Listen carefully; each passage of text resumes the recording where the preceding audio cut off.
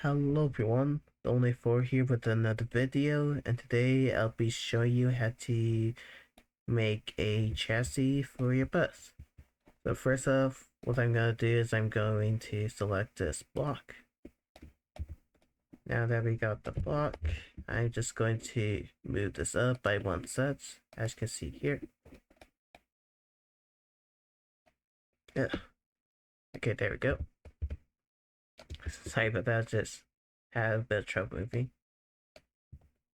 Okay, so now that we did that, I'm just going to scale this out a bit. I think for now, this length should be good enough.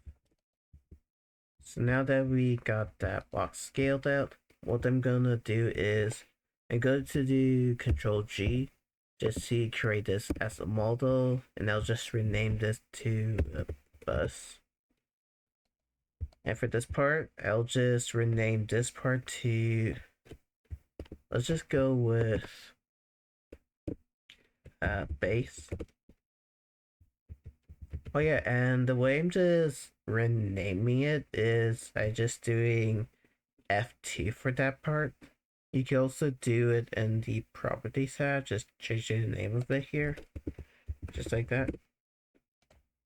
So anyways, what I'm gonna do is I'm gonna be duplicating this base, and we're just going to make a square to just have your says as 1 for the move right beside it. And I just gonna scale it all the way there, and you can see yellow when I get to that point. Then I'll just scale it all the way to the left, just like so. And just like that, we got a square. So I just renamed this one to axle. So now that we did that, I can also just move this back a bit. And what we're going to do is we're going to duplicate the axle, and we'll just move over here. Now just select both of these axles here and just move it all the way to the back, just like so. Now we go to select all 4 of the axles, just duplicate them, and we just go to move them up a bit, just like so. This part's gonna be where we will add our springs to it though. So I'll just name this one just the top part for the ones above them. And for one below, just duplicate this axle, just move it over, and we'll just name this one turn right for this. Duplicate this axle, move it over, and I'll just name this one turn left, just like that. This part, like these two, will be the ones to turn the wheels. And speaking of wheels, let's just go ahead and do that. Just duplicate the turn right. And then what you can do is you can change the block down here to cylinders. And you're going to do Control R just to rotate that so it's facing the right way. I'll just scale this up a bit. And then I'll just move it out a bit more, just like so. And then pretty much you're going to want to just do the same on the other side. Just duplicate turn left, move it out a bit, change the block to cylinder, just like so. And for these ones, oops, I did not mean to delete that. So for this one, I'll just name this FL for front left wheel. And then I'll just name this one. Oh, did not mean to delete that one. I'll just change the name of this one to FR for front wheel. For front right wheel. So now that we did that, you can just select those 2 wheels, duplicate them, and just move them back. And what you want to do is you want to try to make sure that the wheels are aligned to these squares, which they are for this one. And then we can just name this one. This is going to be back BL for back left wheel. And then this one will just be BR for back right wheel. And actually, what you can do is just select the turn left, turn right, and all the axles. Just select all those ones. I'm doing Control Alt and then just selecting the parts. So now you can just get rid of can't collide, and that will mean that the parts won't collide with each other. So that'll be helpful. And then we may as well also just get rid of can't collide for these parts too. Just like that. So now that we got those parts done, what we can do is let's first off add in our hinge constraints. So first off, we're going to start with the motor. So click the center part of the wheel, and then you want to click the center part of the turn right, just like that. And we go to do the same for the other parts. So make sure you click, center part of this, just like that.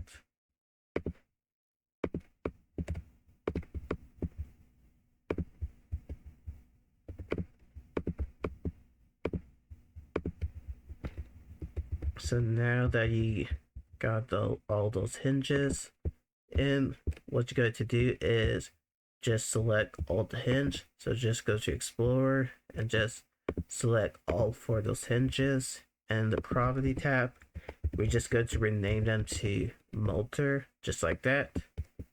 And since we still got that selected, just do Control Alt G, and this will create a folder.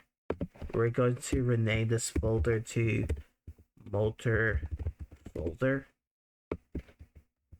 And now we're going to create the turning part. Wait, actually, before that, let me just get rid of this one. So I just go click on the ground and just go to Control Z. Just get rid of those ones. I did not want to do that. So first off, before we do that, what we want to do is just change our actuator type. So I selected all these molders. Just select them to molder, just like that. And actually, I actually did forget to mention, but just to be able to see them, what you want to do is click on models up here, then click on constraint details, just like that, and you'll be able to see them.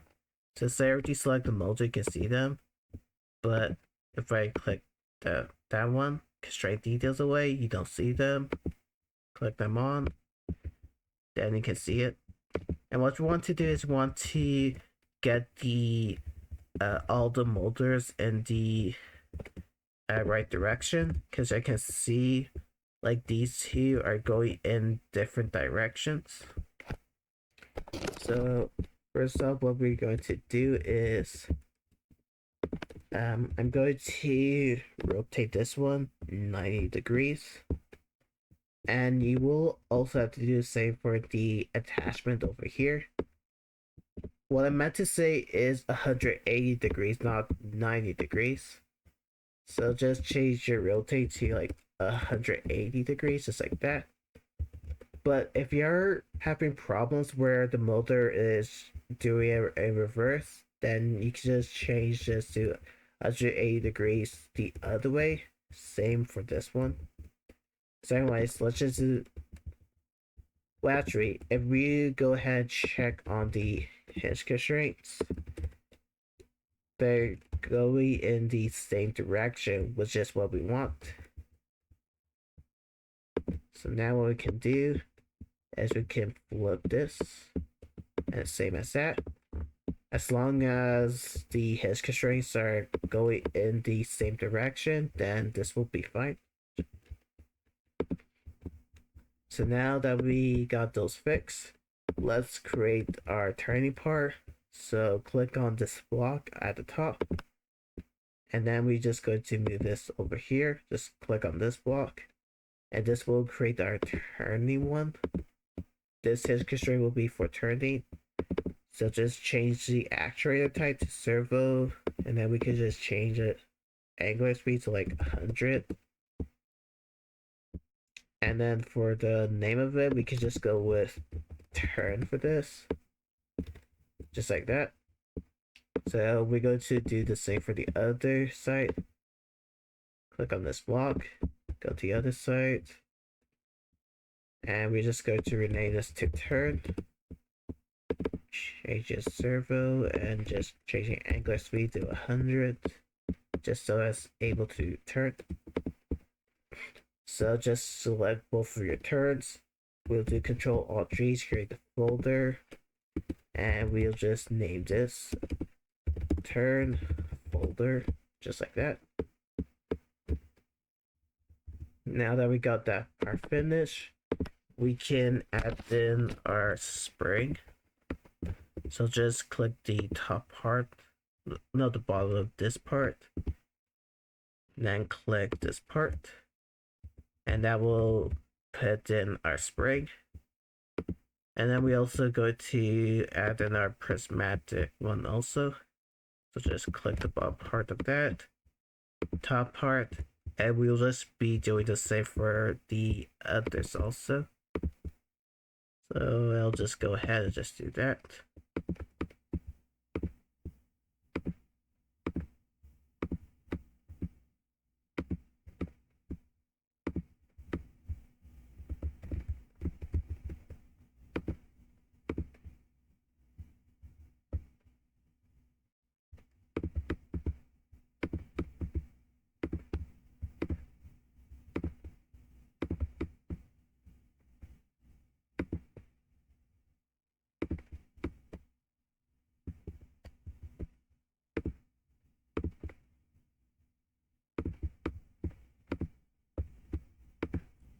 Okay, so now that I'm almost finished creating our springs and the prismatic ones, what I'm gonna be doing now is welding all these parts to the base over here. So first off, let's just go ahead, go over here to model. I'm gonna change this part to weld. So we go just select this part, bring it over there.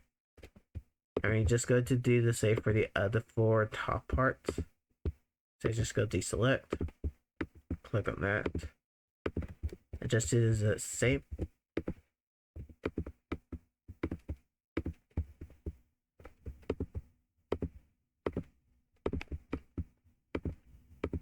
And just like that, all those parts are welded.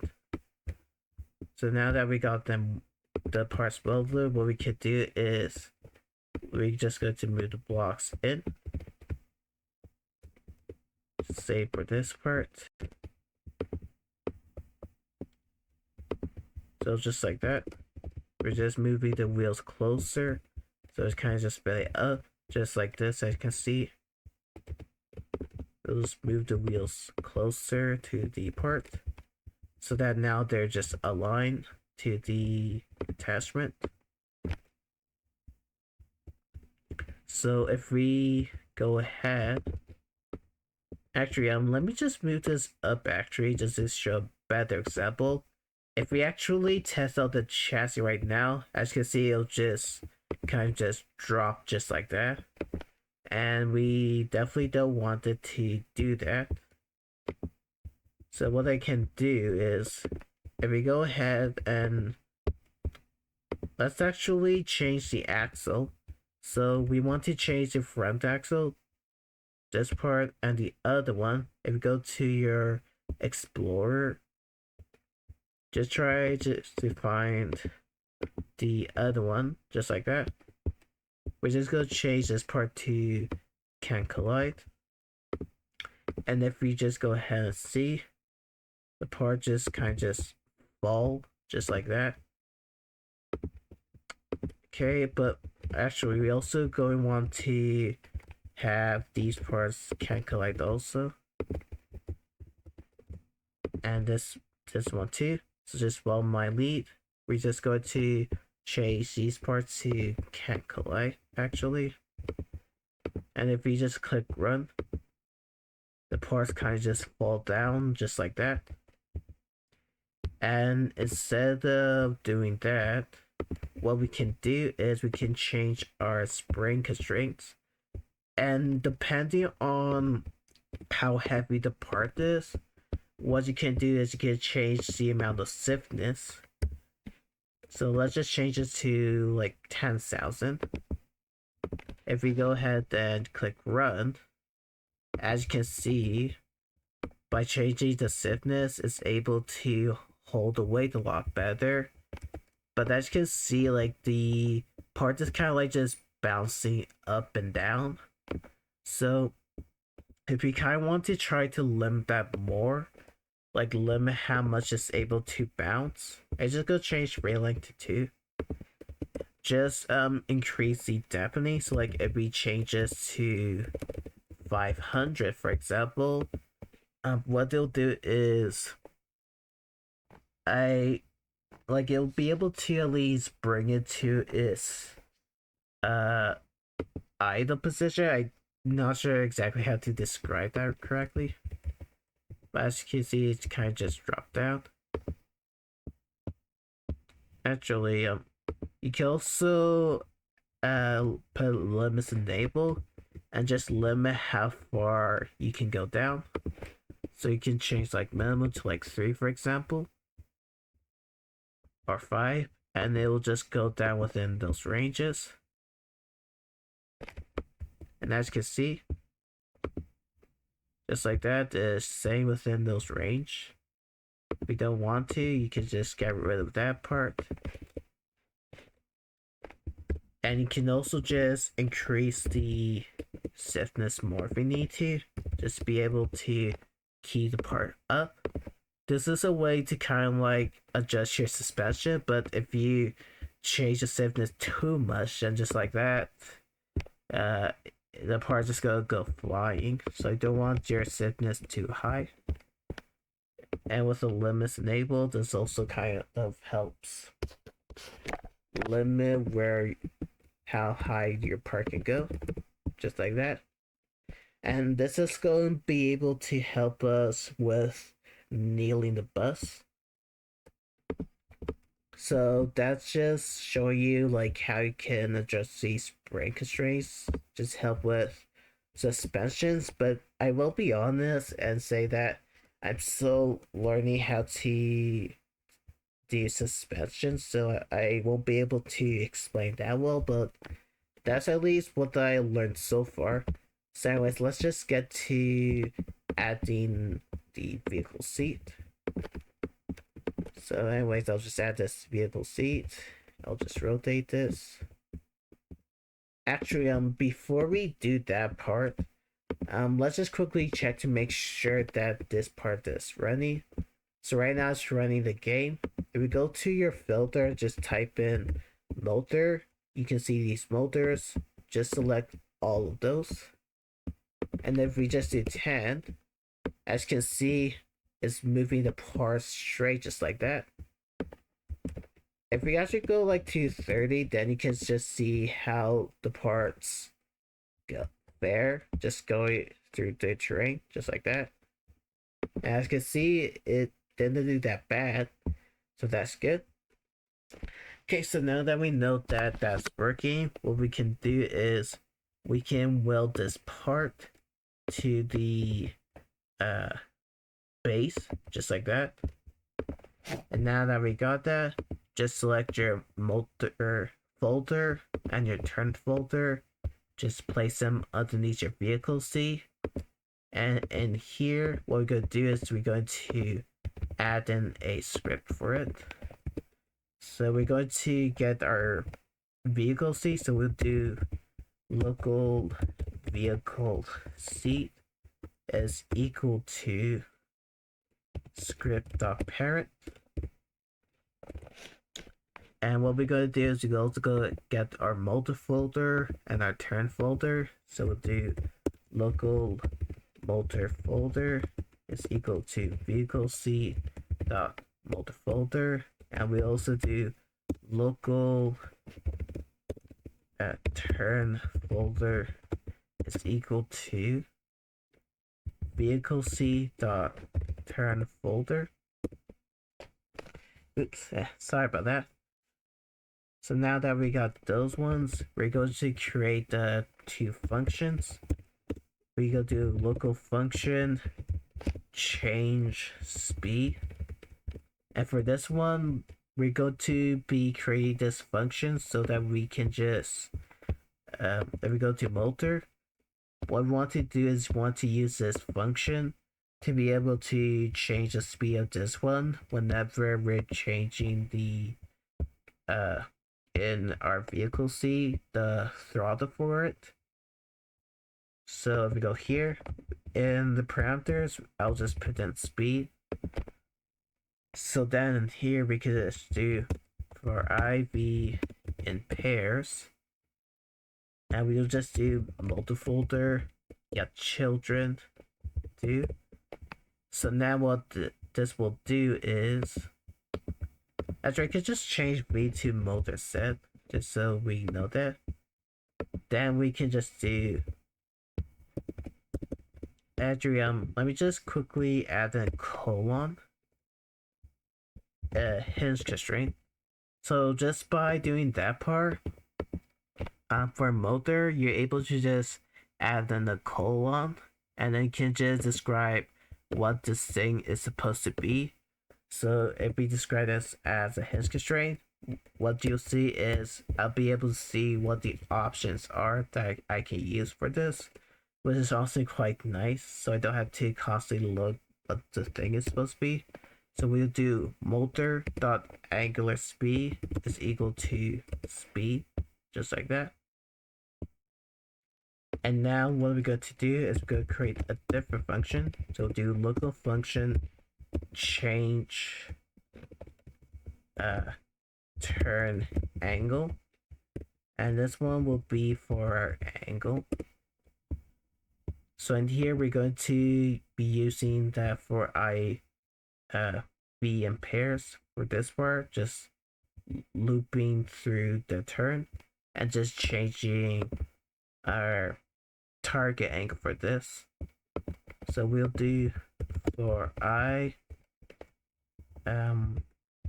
turn in pairs, turn folder, get children, do, and we will just do, and here I'll just actually put colon hinge constraint so we can see what the options are for that one. So we just do turn dot target angle is equal to angle, just like that. So now we've got our two functions. So now let's start with the event. So we'll do vehicle C, and we'll just get property change signal. We're going to get the throttle for this. So for this part, whenever you are using your W or your up arrow, down arrow, or WS1, it'll change the throttle to 1 when you're using W, and then it'll be -1 when you use S, or like the down arrow, or it'll just be 0 if you don't press anything for that one. That's what we're going to use to be able to see what the throttle is supposed to be when the throttle is changed. So do connect function, enter. So now what we're going to do is go do if vehicle C dot throttle is equal to 1, then what we'll do is change speed to vehicle C dot max speed. So by just setting this to vehicle speed.max speed, you could just change the speed to whatever you want. If you want to do it like that. So like I could just change this to 100, and this part here will just be 100, and you'll go through this. For motor, it'll go through this loop. It'll change each of these motors to 100 by going through the motor get children, just like that. So now we can also do else if vehicle seat dot throttle is equal to -1. Then we can just change speed to, let's just say like -20. So like you can just set like different numbers like this, so it's not the same. And then we can do else. So this will be for when nothing is pressed. It will just be 0. Change speed to 0, just like that. So that's throw the part done. What we're going to do is we're going to set up our turning one. So do vehicle C, get property change signal, and we'll get steer. Connect function, and we'll say if vehicle C dot steer. So we just getting this property. So for this event, whenever the steer change, this part will fire, and we'll be able to check what the steer is for this. So if steer is equal to 1, then what we can do is we'll just change turn angle to, let's just say 30 for this. Else if vehicle C dot steer is equal to -1, then we'll just change turn angle to -30. Else we can just change turn angle to 0, just like that. So now if we go ahead and play this, this should work. So as you can see, we are able to move just like that. But for some reason, the part is not turning. Oh, never mind, it is.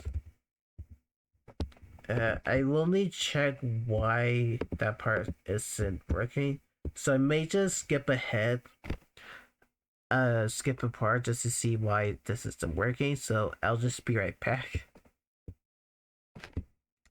Okay, so we got our angle, turn folder, the turn target angle, angle 30.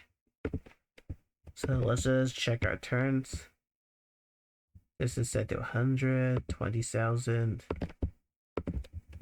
Let's just check to make sure that the axle can collide.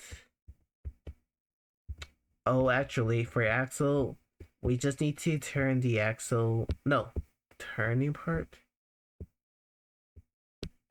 Let's just try to see if we just turn off can collide for both of these axles actually. So just select your axles for both of these two and just turn can collide off. If we do that, then maybe this will work. Okay, so we just check. Okay, so yeah. So when turning off can collide for the axle, that helped fix it, so that's great. But as you can see, when moving with the part is kind of just drifting away. Well, not drifting, I guess, because it is a bit longer, so it'd be harder to do.